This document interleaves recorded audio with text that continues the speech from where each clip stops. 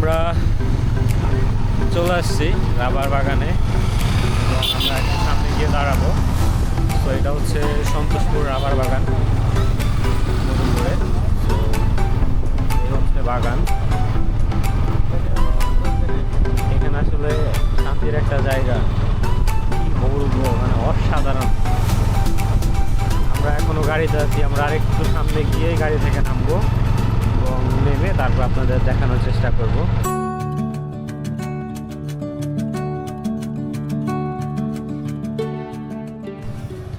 দেখতে দেখতে আমরা চলে আসছি রাবার বাগানের ভেতরে এবং এখানে আমরা একটু ঘুরবো, একটুক্ষণ বসবো একটু সময়, তারপর ছবি টবি তুলে চলে যাব।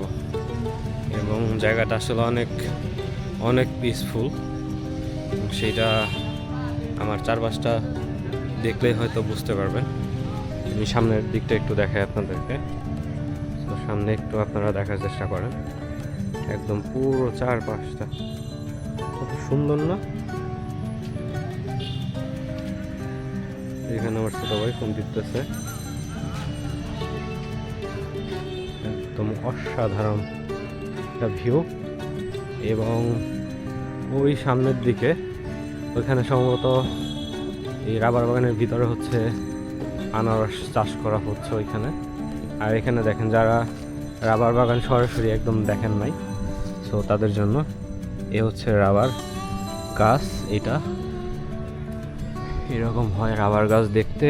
অ্যান্ড এই দেখেন কি সুন্দর করে কাটছে, এইখান থেকে সিলছে পুরা, এই উপর থেকে সিলছে, এই জায়গা থেকে এই দিক দিয়ে গড়ায় গড়ায় হচ্ছে এই দিক দিয়ে চলে আসে। এবং এই জায়গাটা ঠিক এইখানটাতে হচ্ছে একটা বাটি টাইপের একটা কিছু বসানো হয়, যেটার মধ্যে হচ্ছে এই পুরো জায়গার রাবারের যে কষ্টা কাঁচামাল যেটা বলা হয়, সো ওইটা এই দিক দিয়ে এসে এইখানটাতে জমে এবং পরবর্তী দিনে সেগুলো হচ্ছে এখান থেকে কালেক্ট করে নিয়ে যাওয়া হয়।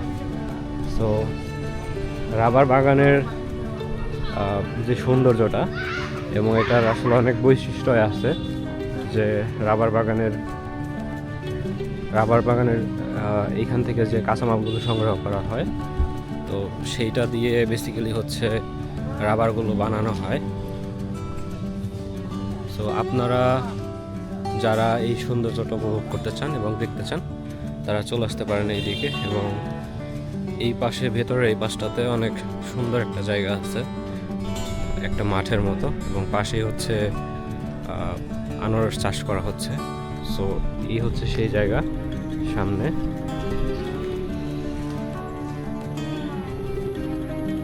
ওখানে আনারস চাষ করা হচ্ছে এবং এটা হচ্ছে মাঠ। খুবই সুন্দর, খুবই সুন্দর। সো এখানে যারা সরাসরি না আসবেন, তারা আসলে কখনো এই জিনিসটা উপভোগ করতে পারবেন না, এত সৌন্দর্যটা। আর এখানে মহিষ ঘাস খাচ্ছে।